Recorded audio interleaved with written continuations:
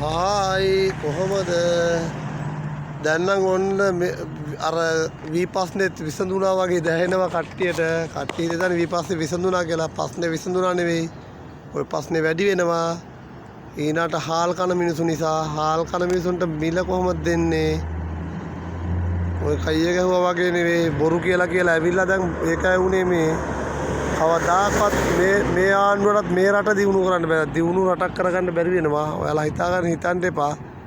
අද කරයි හෙට කරයි කියලා. මොකද රජයේ සේවකයෝ ඉන්නේ ලක්ෂ 20ටයි.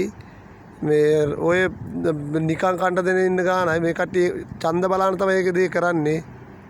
අනිවාර්යෙන් ඡන්දේ බලන්න කරන්නේ. මොකද රජයේ සේවකයෝ ලක්ෂ 20යි 17ක් ඉන්න ලක්ෂ 20ක විතර කවර වෙනවා. ඊට පස්සේ ඔය සමුද්දි දෙන මිනිස්සු ඉන්නේ අත්දැසුම කියලා.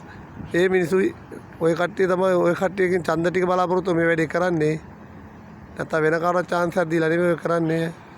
හැබැයි මේ මිනිස්සු ඡන්ද දෙන්නෙත් නෑ මේ කරන වැඩවලට. මොකද සබන් කෑල්ලේ ඉඳලා ගණන් ඇවලා බදු ගහලා ඔක්කොම අරගෙන ටින්නංක දෙපා කියපුම් දැන් ටින්නංක දාගෙන මොමුත් ඒ ගමනම තමයි යන්නේ කවුරු වෙ නෑ කිව්වත්.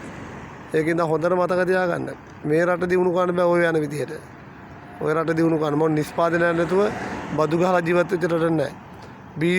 බීලුණු කියලා එක ඉන්දියාවෙන් 120ට ගෙනල්ලා 120ට ගෙනල්ලා ඉන්දියාව ලාභ ලබනවා. අපේ උන්ට 200ට දුන්නත් ඒක ලාභ නැහැ. හේතුව මොකද? ඇයි මේ මිනිස්සු දන්නා තෙල් පොහොර වියදම මහන්සිය. අවදාකවත් දිනු කරන්න බෑ. ඇවිදින මොළනේ. ඇවිදින පුස්තකාල ඇවිදින මොළ බලමු මොකද වෙන්නේ කියලා.